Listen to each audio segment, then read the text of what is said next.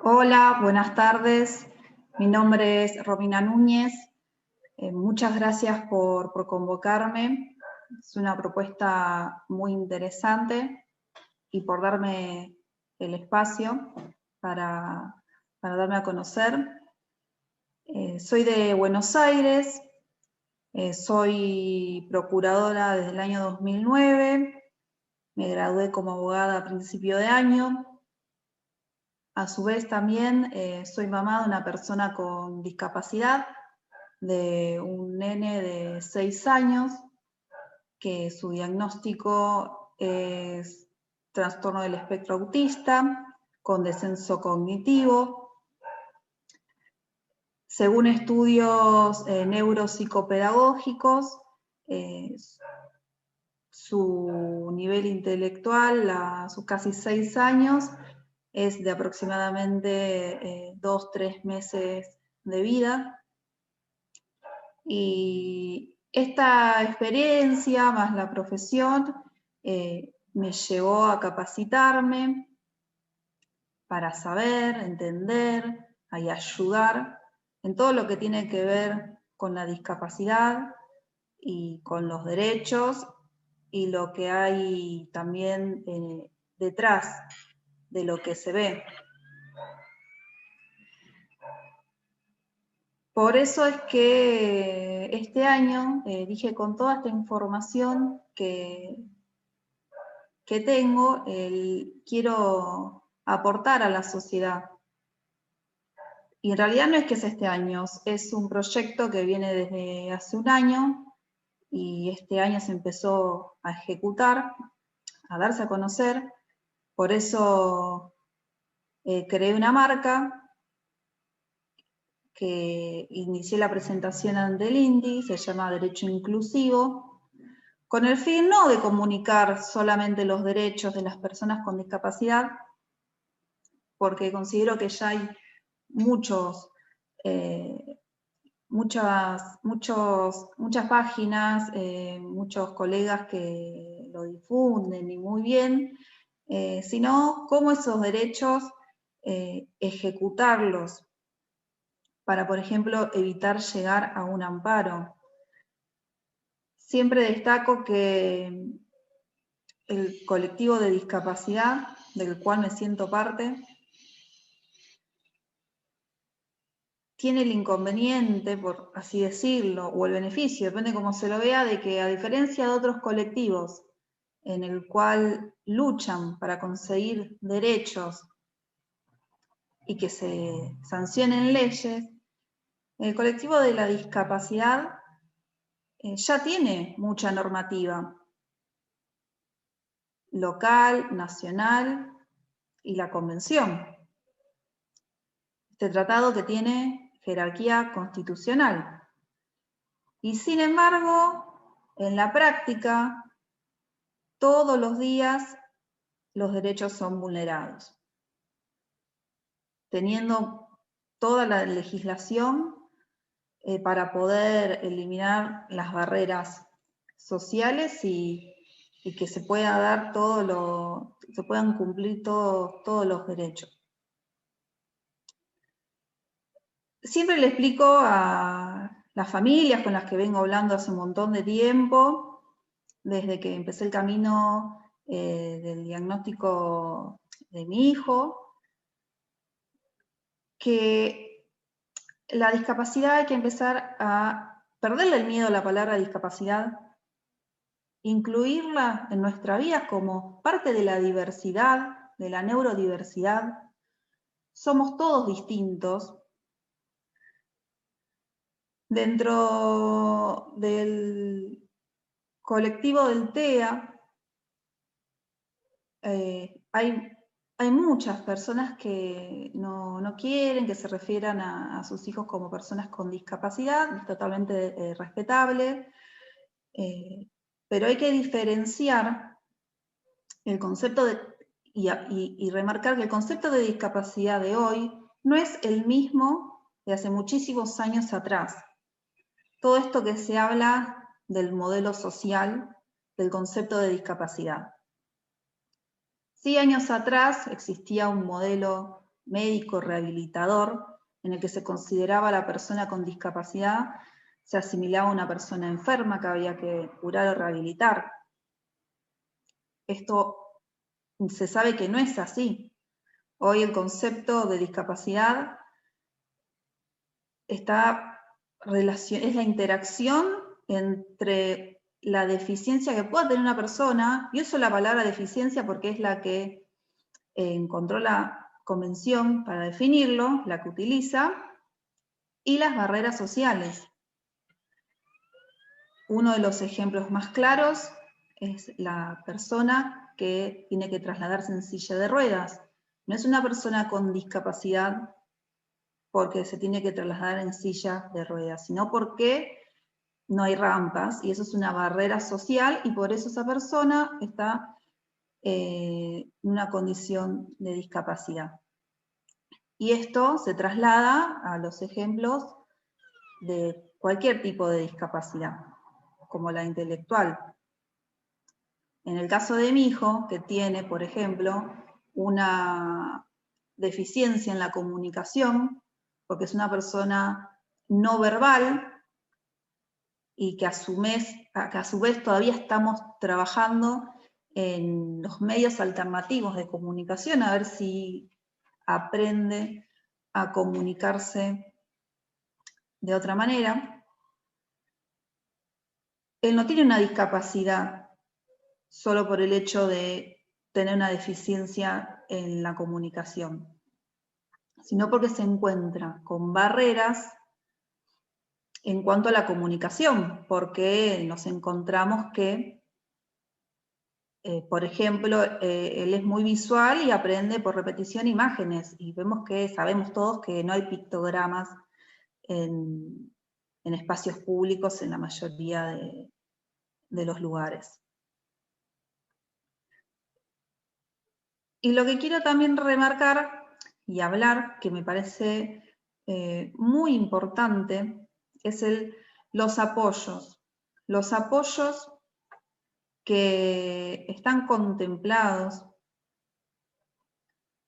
que son derecho, que no es que estamos pidiendo limosna ni favores, están contemplados en la Convención, en la ley.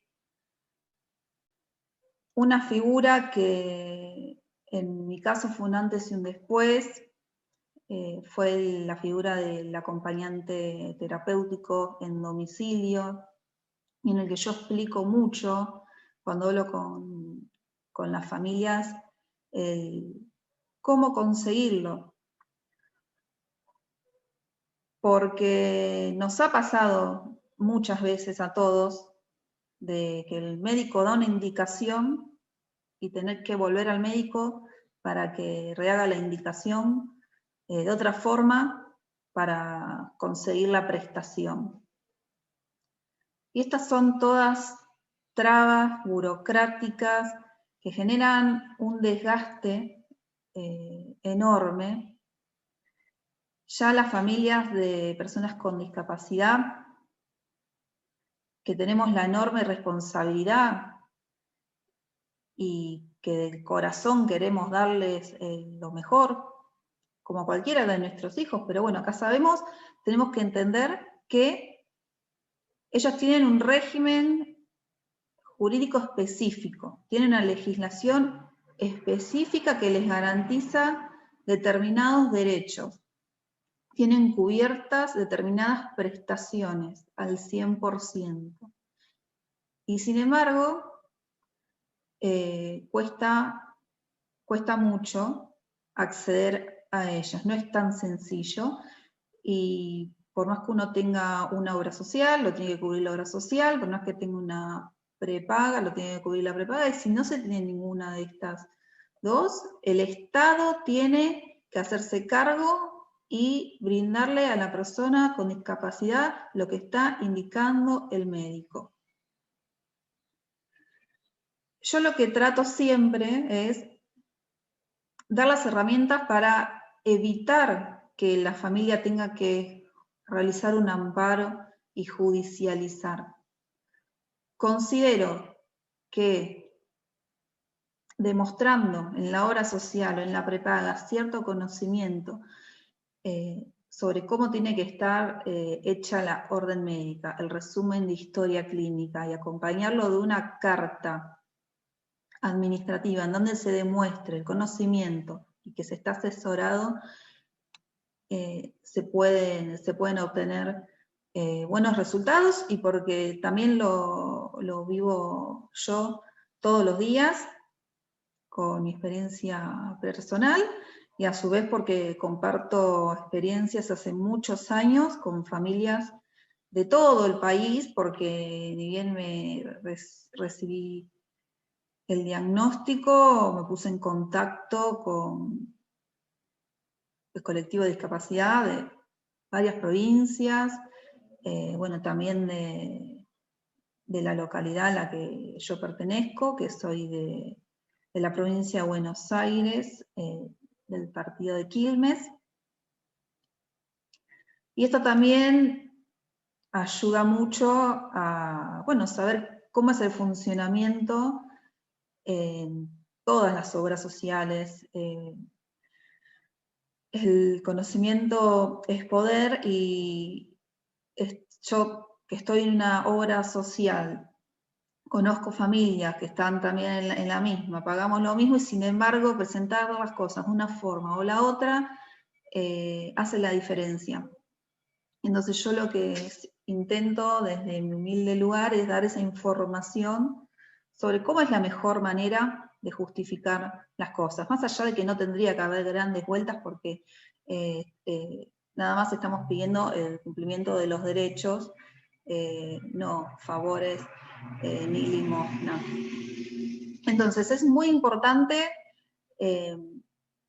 para la autonomía, para el desarrollo de la vida familiar, contar con todos los apoyos de la vida cotidiana. No me refiero a los apoyos jurídicos, sino a la figura, por ejemplo, como mencioné antes, del acompañante terapéutico en domicilio, que cada vez que uno lo va a pedir se encuentra con respuestas muy feas de parte de la obra social o prepaga, como que no, cosas, pero leí barbaridades, mismo la primera respuesta que me dieron a mí también no fue de las mejores, te mandan a contratar personal doméstico, o que sos una madre desbordada, bueno.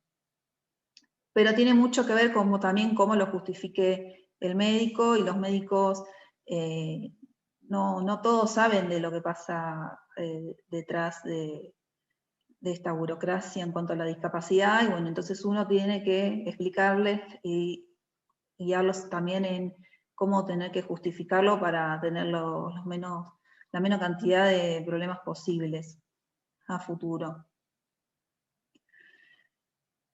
Otro de los apoyos que hablamos cuando hablamos de la vida cotidiana, no estoy hablando de los apoyos jurídicos para restringir capacidad, es también la figura de, cuando estamos hablando de escolaridad, maestra de inclusión y acompañante terapéutico. En donde acá también a veces se judicializa porque quieren cubrir una o la otra, o entre las dos determinada cantidad de horas.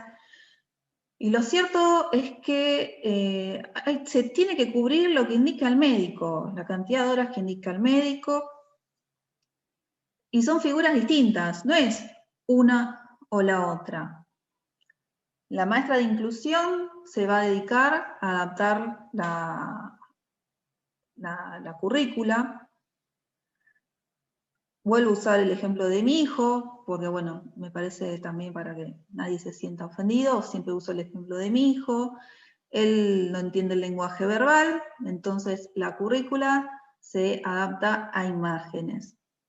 Él no copia al día, sino que lo pega, recorta y pega. Entonces, de esa forma, él puede desarrollar la currícula. La maestra de inclusión,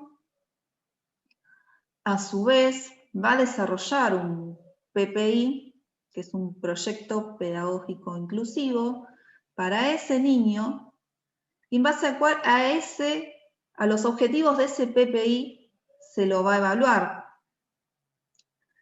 que es cuando hablamos de ajustes razonables, los ajustes razonables que también están contemplados en la legislación.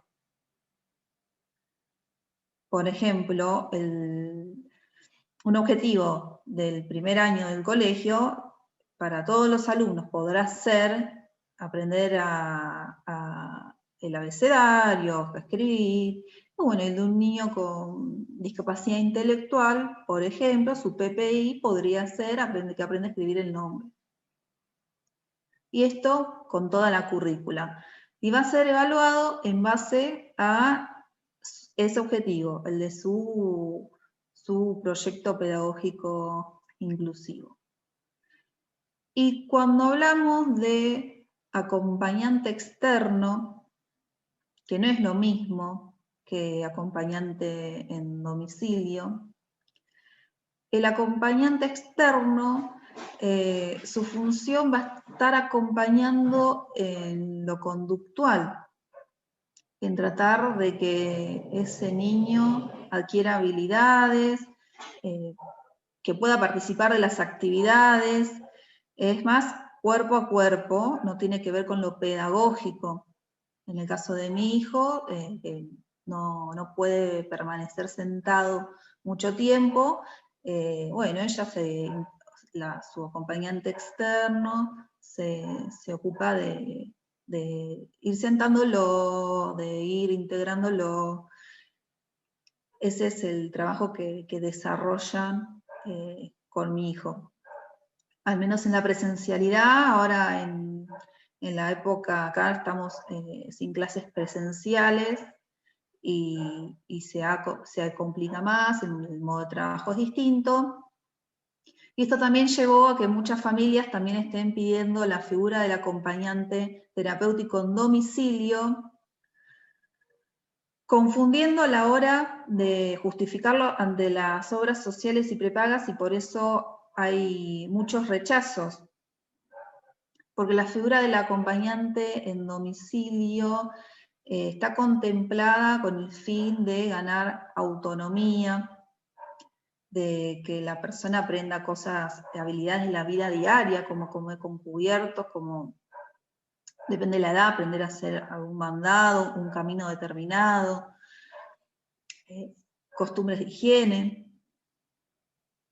Y cuando uno hace el pedido, que presenta las órdenes médicas, la indicación médica, el resumen de obra social, la obra social o la prepaga suele enviar a la familia a una junta evaluadora, obviamente con la persona con discapacidad, para tratar de negar el pedido, vamos a decirlo así.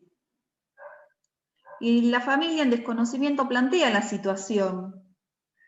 Hacen sus planteos sinceros, que no hay colegios, que la situación en los hogares están complicadas, bueno, cuestiones que nos pasan a todos, y no están haciendo hincapié en lo que tienen que hacer para que no haya forma de refutar la prestación, que es en ganar autonomía, que también lo necesitan por eso.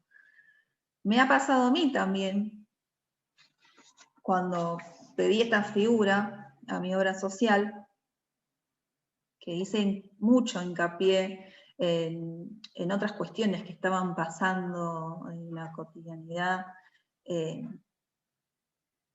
con mi hijo, que estaba muy efusivo, que había destrozado la casa, bueno, y cuestiones muy personales, también haciendo hincapié en que gane autonomía. Y bueno, la primera respuesta fue, se quedaron solamente con el tema de la conducta de él, y me mandaron a que lo medique, y bueno, y otras cuestiones más. Por suerte, en el mismo día pude revertir esa decisión. Por suerte no, levanté el teléfono, fue un día que estuve 10 horas al teléfono hasta que llegué con la auditora de mi hijo, y bueno, demostrando conocimiento, me lo tenés que dar por tal normativa que dice tal cosa. En el mismo día logré que lo que me habían mandado por escrito, rechazándome el pedido de acompañante terapéutico, finalmente se lo dieran a mi hijo. Y una vez que, que terminamos, digamos, la lucha con la obra social o la prestación, con la prepaga, una vez que conseguimos la prestación, cuando la conseguimos, porque hay muchas familias que lamentablemente no la consiguen, terminan abonando de sus bolsillos o judicializando. Una vez que se consigue que la obra social o prepaga cubra la prestación, bueno, empieza otro tema que es el de los prestadores, ¿no? Mi experiencia, yo he chocado lamentablemente he topado con malas personas. Entendemos que es un trabajo y que para muchos también representa solo números y no entienden que están tratando con personas, con niños. Y bueno, eso no me voy a explayar en este momento, pero como mamá y parte de una familia en la que uno de los integrantes tiene discapacidad intelectual, hemos tenido experiencias poco felices con muchos prestadores. Otra cosa que es importante que sepan, que los apoyos también incluyen apoyos tecnológicos, no solamente los que todos escuchamos y son capaz los más vistos popularmente, el tema de los acompañamientos, de la escolaridad. Los apoyos tecnológicos también hay, en esta época en la que el papel está dejando de usarse en todos los ámbitos, en donde para todos usa la tecnología, para la comunicación, hasta para los trabajos, para lo judicial, se está dejando de lado el papel, y en los apoyos visuales también. Todavía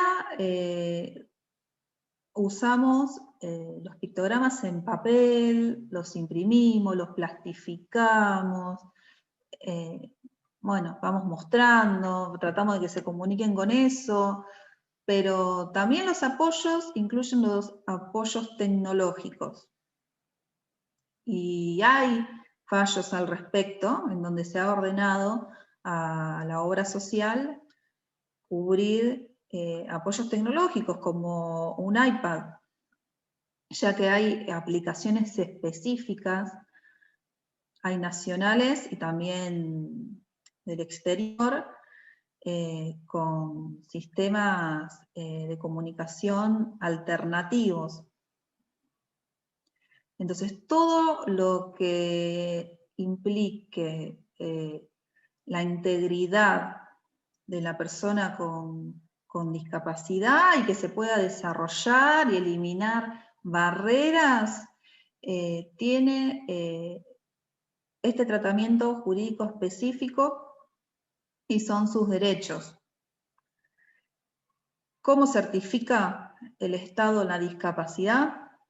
Con el Certificado Único de Discapacidad, que es la forma en la que el Estado certifica y nosotros acreditamos que se tiene la discapacidad, en la que básicamente se va a una junta evaluadora, compuesta, en el caso de la discapacidad intelectual, ¿no?, por una psicóloga, por un asistente social y un neurólogo.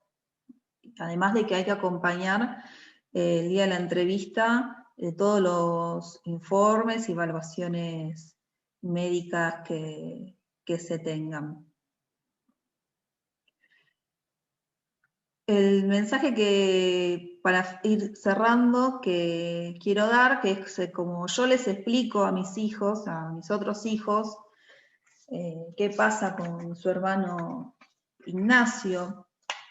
Son los tres chiquititos, y ellos crecieron de una manera distinta a la que yo he crecido. Ellos crecieron con la discapacidad parte de su familia, no ven nada extraño, que no lo hay, pero lo tienen totalmente incorporado. Saben que, como yo les digo, somos todos distintos. Algunos somos más altos, otros más bajos, otros más flacos, otros más rellenitos. Algunas personas pueden caminar, otras no pueden caminar. Algunas pueden ver, otros no. Bueno, Ignacio no puede hablar y juega distinto. Y necesita cierta ayuda o ciertos apoyos para poder realizar algunas actividades. Lo queremos igual, somos todos distintos, nos aceptamos todos como somos y nos ayudamos entre todos. Es parte de la diversidad. Y esto lo remarco porque, bueno, cada familia es un mundo, cada familia lo vive, lo expresa como siente. Yo hablo con muchas mamás que me dicen, no, yo no puedo usar la palabra discapacidad para referirme a mi hijo o a mi hija. Para mí es una persona especial, no es una persona con discapacidad. Bueno,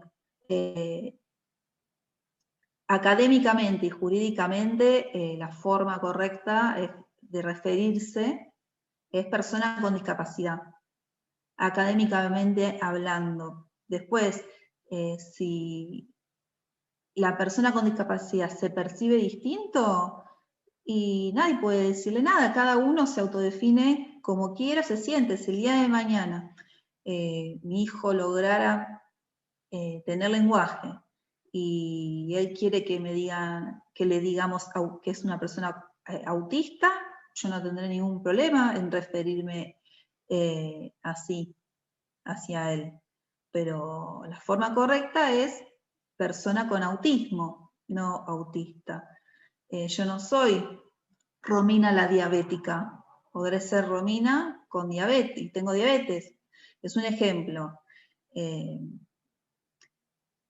Es distinto como uno se autopercibe o los modos de supervivencia que tengamos en cada familia, a cómo lo establece la convención y cuál es la forma académicamente hablando correcta de decirlo. Bueno, creo que se cumplió, está cumpliendo el tiempo, faltan los 5 minutos según mi reloj para llegar a los 40 minutos, así que les agradezco la oportunidad.